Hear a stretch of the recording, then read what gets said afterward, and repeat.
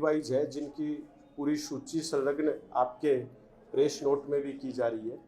और ये प्रशिक्षण शिविर क्यों आवश्यक है, क्योंकि वर्तमान की आप सब मीडिया बंधु भी जानते हैं कि वर्तमान की जो परिस्थितियां जिस प्रकार से उत्पन्न हो रही है, जिस प्रकार से देश का संविधान खतरे में आ रहा है। पिछले 70 सालों से इस देश की आज़ादी के समय कांग्रेस के नेताओं ने एक सोच बनाई थी कि भारत को भारत बनाया जाए और उस भारत का निर्माण किया गया। और उस भारत के अंदर जो निर्वाचन आयोग था, जिसकी पूरी दुनिया तारीफ करती थी कि ऐसा निर्वाचन, निष्पक्ष निर्वाचन आयोग पूरे भारत में नहीं, पूरे विश्व में जो निर्वाचन आयोग की जो तारीफ होती थी, किस प्रकार से वो निर्वाचन आयोग भ्रष्ट हो गया है।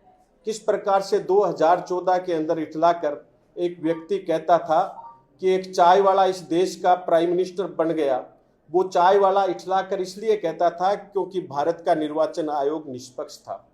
आज उसी चाय वाले ने प्रधान सेवक और प्रधानमंत्री बनने के बाद में जिस प्रकार से इस निर्वाचन आयोग की धज्जियां उड़ाई है, जिस प्रकार से भ्रष्ट किया हुआ है, निर्वाचन आयोग को भ्रष्ट किया गया है, ये आपसे और हमसे छुपा हुआ नहीं साथ। जिस प्रकार से संवैधानिक संस्थाओं का दुरुपयोग होता है, ये भी आम आवाम से, भारत की आम आवाम से भी छुपा हुआ अब नहीं रहा है।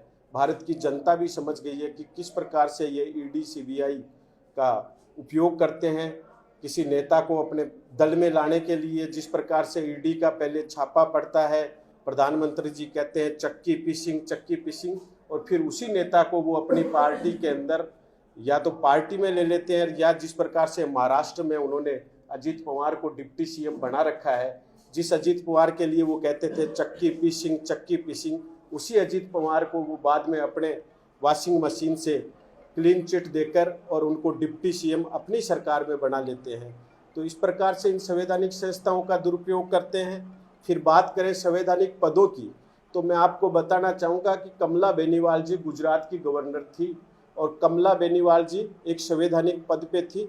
लेकिन कमला बेनीवाल जी जब गवर्नर रही तो गुजरात के अंदर कोई भी असंवैधानिक काम माननीय प्रधानमंत्री जो वर्तमान में नरेंद्र मोदी जी उस समय गुजरात के मुख्यमंत्री थे, उनको नहीं करने दिया।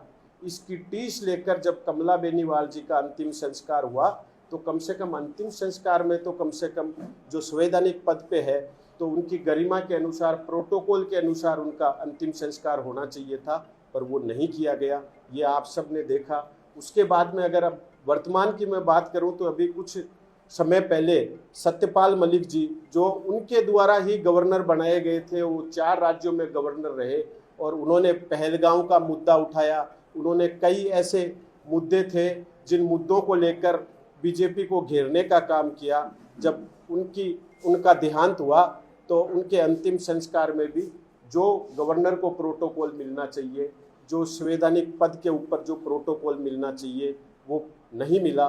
तो आप देख सकते हैं किस प्रकार से संवैधानिक पदों की गरिमा गिराई जा रही है, किस प्रकार से संवैधानिक संस्थाओं को बंधक बनाकर अपने हिसाब से उन संवैधानिक संस्थाओं का इस्तेमाल किया जा रहा है। और इसी प्रकार से हमारे सामने एक नया उदाहरण उपराष्ट्रपति का है कि जगदीप धनखड़ जी को जिस प्रकार से पद से हटाया गया, और पद से हटना एक अलग बात है, उनका जो भी कारण रहा वो जाने, लेकिन किसी भी उपराष्ट्रपति के पद से हटने के बाद में उसकी एक गरिमामय विदाई होती है जो उपराष्ट्रपति पद की गरिमा को सुशोभित करती है।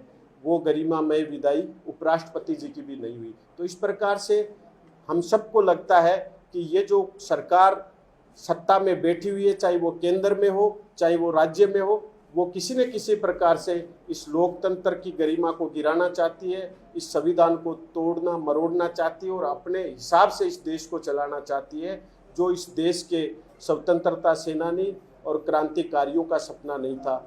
इस देश को महान बनाने का सपना था, इस देश के लोकतंत्र को महान बनाने का सपना था। तो इसी क्रम में हम सब, हमारे जो श्वेत सैनिक हैं, हम सब श्वेत सैनिकों ने कमर कसी है कि हम विचारधारा को लेकर ऐसे विचारक तैयार करेंगे। हम प्रचारक तैयार नहीं करेंगे। प्रचारक तैयार आरएसएस करता है जो अपने स्वार्थ के लिए काम करते हैं। हम विचारक तैयार करेंगे और वो विचारक गांव गली में जाएंगे और चर्चा करेंगे कि किस प्रकार से देश का संविधान खतरे में, किस प्रकार से देश का लोकतंत्र खतरे में, तो इसलिए 1923 में जो जिम्मेदारी राष्ट्रपिता महात्मा गांधी ने इन श्वेत सैनिकों को राष्ट्रध्वज और तिरंगी सोच को सुरक्षित रखने की दी गई थी, वही जिम्मेदारी निभाने के लिए अब राजस्थान प्रदेश कांग्रेस सेवा दल ये सहयोगी कैंप लगा रहा है और इन कैंपों के माध्यम से हम विचारक तैयार करेंगे और वो विचारक इस देश की तिरंगी सोच, इस देश के भाईचारे को बनाए रखने के लिए और इस देश का महान लोकतंत्र और महान संविधान सुरक्षित हाथों में रहे, इसके लिए काम करेगा। ये मैं आपको बताना चाहता हूँ।